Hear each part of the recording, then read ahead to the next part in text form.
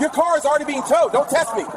Sir, you're making a mistake. This is legal parking. I don't care. People like you always think rules don't apply. That's not right. He's out of control. But wait, where did you get that? Oh, wow. That's the Supreme Court seal. Get your phone out. Crowd members win distant car. Before this story begins, let me warn you. What happens on that quiet, sunny morning in Maple Heights will shock you. A simple parking misunderstanding turns into a loud confrontation, a bold act of racism, and then a moment of instant justice that leaves everyone speechless. Now let's begin. It was a bright Tuesday morning. Birds were singing, people walking dogs, kids biking to school. Maple Heights was a kind of rich suburb where the grass was always cut the same length, and every house looked like a magazine cover.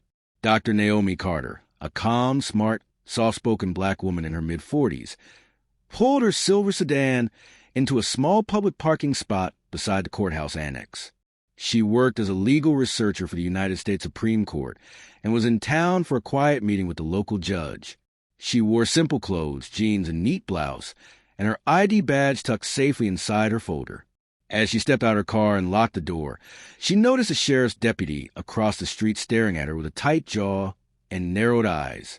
His name was Deputy Kyle Morgan, a man known for acting tough around minorities, but polite around the wealthy white homeowners.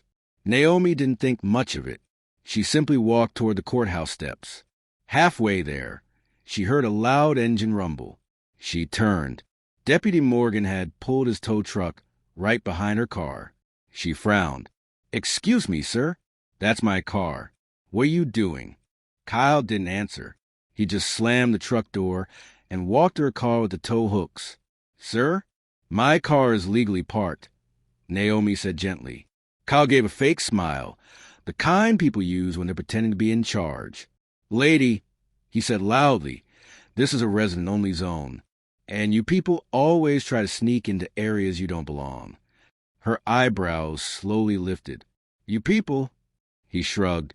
"Look, don't make this hard. Your car is getting towed." "But I have a meeting at the courthouse," she explained. "Don't care," he said. "Rules are rules." She pointed to the sign 2 feet away. It clearly read, "Public parking, 2 hours max." Kyle didn't even look at it. "I don't make mistakes," he snapped. "I'm towing it." A small crowd of bystanders slowed down, watching. Naomi inhaled deeply, calm but hurt. She knew exactly what was happening. Kyle hooked the metal bar under her tires. Naomi walked toward him, still calm. "Deputy, I need you to stop. You have no reason." Kyle held up his hand. "Back up. Now!" People nearby gasped. A woman holding a grocery bag whispered. She didn't do anything. Kyle snapped at her. "Mind your business." Naomi kept her voice gentle. "Please, sir, this is unnecessary. My meeting is in 10 minutes. I work for..." He cut her off. "I don't care where you work. You don't belong in this neighborhood anyway." A man recording on his phone muttered, "Oh, he messed up bad." Naomi kept her eyes on Kyle. "I'm giving you a chance to fix this before it gets serious." Kyle laughed in her face. "What are you going to do? Call your cousin? Or your boyfriend? Or scream racism? That trick won't work on me." Naomi blinked slowly. She wasn't angry, just disappointed. "Okay," she said softly. "You've made your choice." Kyle grabbed the tow lever and started lifting her car off the ground. "Stop," Naomi said sharply for the first time. "I have important credentials inside that vehicle." He smirked. "Should have thought of that before you parked in a rich neighborhood." The crowd murmured. Someone said, "Man, he's asking for trouble." Another replied, "Just wait. Something tells me she's somebody important." Naomi finally reached into her folder and pulled out a heavy, leather-bound ID case, thick dark blue, with a gold emblem. She opened it slowly. A golden shield, a federal seal, an authorization card stamped with the highest court in the nation. Kyle froze. The crowd gasped. Kyle stared, swallowing hard. What is that supposed to be?" Naomi held it up calmly. "This is a Supreme Court federal credential. I am Dr. Naomi Carter, senior legal researcher for the Supreme Court of the United States." Kyle stepped back as if he'd seen a ghost. "And..." She continued slowly, "Your little act of discrimination is now officially a federal-level problem." The people watching whispered louder, "Bro, she works for the Supreme Court?" He's finished. He should have left her alone. Kyle's face turned pale. I didn't know," he stuttered. "You didn't say." Naomi cut him off the same way he had cut her. "Sir, I tried to talk to you. I tried to warn you. You chose to ignore me. You insulted me. You targeted me. And you threatened to take government property from a federal court employee." Kyle's voice cracked. I'm sorry, ma'am." Naomi didn't raise her voice. "Unhook my car." Kyle scrambled like a panicked dog, tripping over himself as he lowered the vehicle. He unhooked the chains, wiped sweat from his forehead, and kept apologizing. The crowd recorded everything. When he finally finished, he stood in front of her with shaking hands. I made a mistake.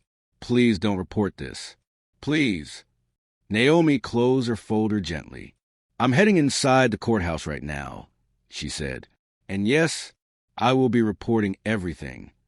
Kyle's knees almost buckled. Naomi walked toward the courthouse, the crowd cheering softly behind her. Inside, she met Judge Harrison, the man she came to discuss a legal review with. He looked confused as she entered. "Dr. Carter, are you all right? You look upset." She nodded. "A sheriff's deputy attempted to tow my vehicle illegally. He used racial slurs. He ignored posted signs. And he threatened me, even after I identified myself." The judge's face hardened. "Which deputy?" "Deputy Kyle Morgan." The judge didn't even hesitate. He picked up the phone. "I'm calling the sheriff now. That behavior will not be tolerated." Within minutes, the sheriff himself stormed into the building, red-faced. "Dr. Carter, I deeply apologize.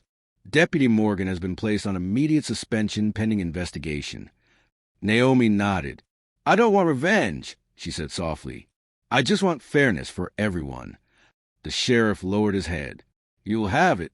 Outside, Kyle was being escorted away by another officer. He looked terrified. The crowd clapped when they saw Naomi exit the courthouse. One man said loudly, "That's how you handle a racist cop. With class." Naomi smiled peacefully, got into her car, and drove away. Another day, another victory for justice. Thanks for watching. If you enjoyed this story, hit like, subscribe, and turn on the notification bell so you never miss a new upload. Drop a comment telling me where you're watching from. I love seeing your locations.